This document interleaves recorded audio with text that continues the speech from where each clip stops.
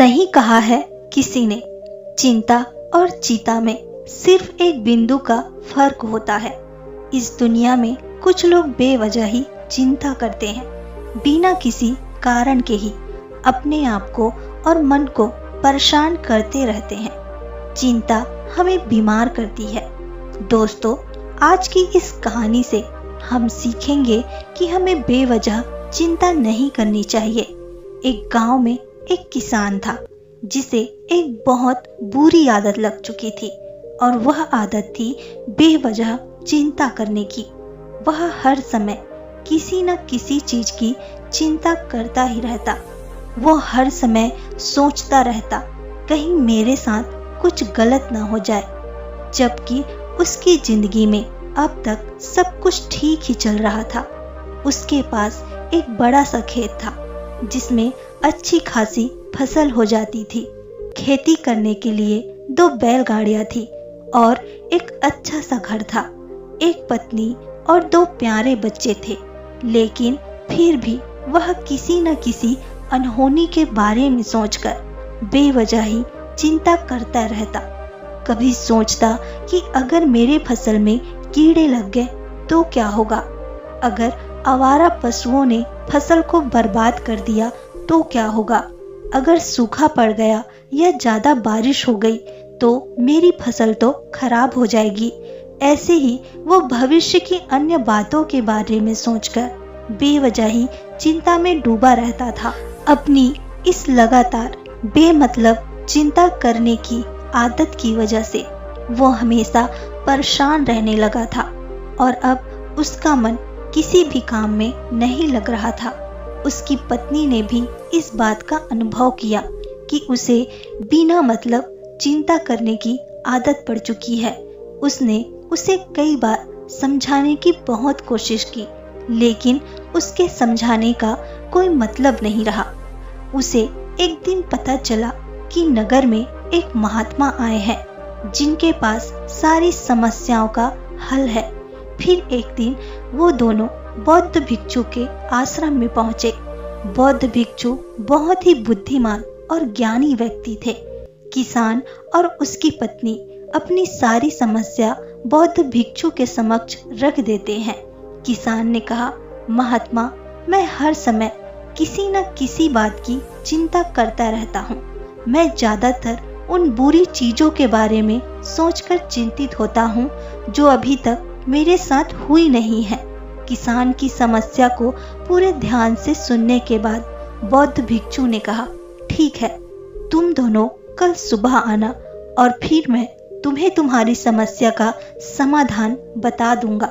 अगली सुबह जब किसान और उसकी पत्नी बौद्ध भिक्षु के आश्रम में पहुंचे तो देखते हैं कि बौद्ध भिक्षु बहुत ही चिंतित अवस्था में जमीन पर पालथी मारकर बैठे हुए हैं और उनके सामने एक दूध से भरा गिलास रखा हुआ है।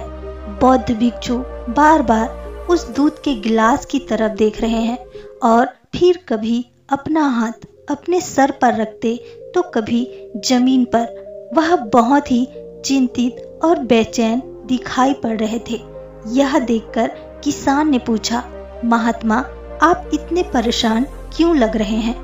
आपके समक्ष दूध रखा है, आप इसे पी क्यों नहीं लेते? महात्मा बोले, मुझे चिंता हो रही है कि कहीं इस दूध को बिल्ली ना पी जाए या फिर मैं कहीं जाऊं तो क्या पता दूध कहीं गिर न जाए।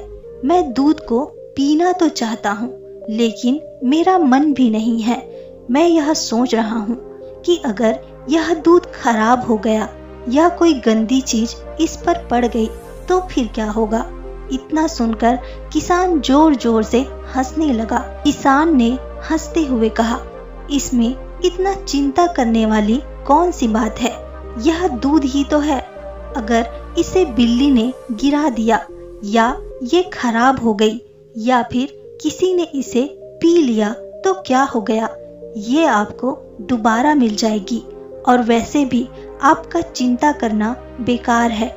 ना ही तो इसे अभी बिल्ली ने गिराया है, ना ही ये खराब हुआ है और ना ही अभी किसी ने इसे पिया है और हो सकता है कि भविष्य में ऐसा हो भी ना। किसान के मुंह से यह बात सुनकर बौद्ध भिक्षु मुस्कुराए और बोले, मैं भी तो तुम्हें यही समझाने का प्रयास कर रहा हूँ कि भविष्य की उन घटनाओं की चिंता करना व्यर्थ है जो अभी हमारे साथ हुई ही नहीं है और बहुत बड़ी संभावना है कि वो कभी होगी भी नहीं, और अगर हो भी गई तो जिस चीज को तुम एक बार हासिल कर सकते हो उसे तुम दोबारा भी हासिल कर सकते हो, और अगर नहीं कर पाए तो कोई बात नहीं, क्योंकि समस्याओं के आने के साथ ही उन समस्याओं का सामना करने की हिम्मत भी अपने आप ही आ जाती है।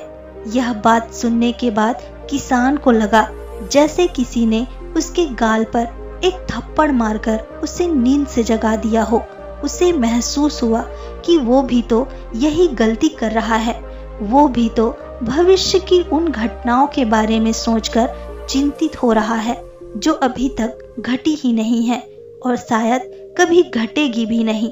वो बौद्ध भिक्षु के चरणों में गिर गया और कहने लगा, इतनी आसानी से आपने मुझे मेरी गलती का एहसास करवा दिया। आपका बहुत बहुत धन्यवाद, और मैं आज से पूरा प्रयास करूंगा कि मैं बेवजह चिंता करना बंद कर दूं। जापान में एक लोकप्रिय कहावत है, अगर तुम चल रहे हो तो सिर्फ चलो, अगर तुम खा रहे हो तो सिर्फ खाओ, लेकिन एक समय में सिर्फ एक ही काम करो, चिंता ना करो। इस लोकप्रिय कहावत के अर्थ ने मुझे हैरान कर दिया था।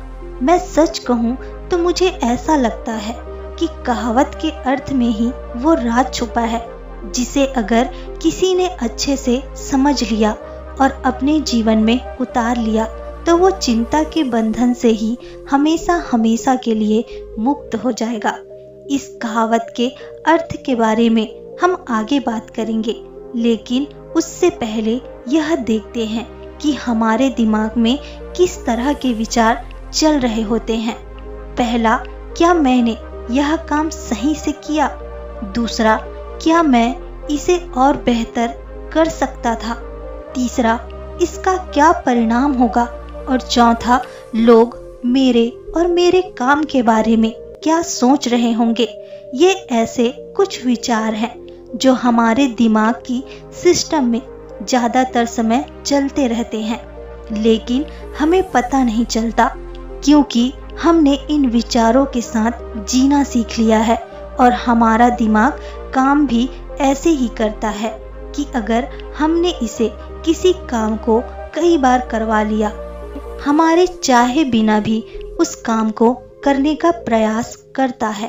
शुरुआत में तो हम किसी भी काम को अपनी इच्छा से पूरे होशो हवास में करते हैं, लेकिन बाद में वह हमारी आदत बन जाती है। फिर हम सब बेहोशी की हालत में बिना सोचे समझे उस काम को करते चले जाते हैं। जब एक बच्चा छोटा होता है तब उसे पता नहीं होता कि चिंता क्या है, लेकिन जैसे ही वो बड़ा होता है, माँ बाप कहना शुरू कर देते हैं, बेटे आपको होमवर्क करना है, आपको उसकी चिंता नहीं हो रही, आपका एग्जाम आने वाला है, आपको उसकी चिंता करनी चाहिए।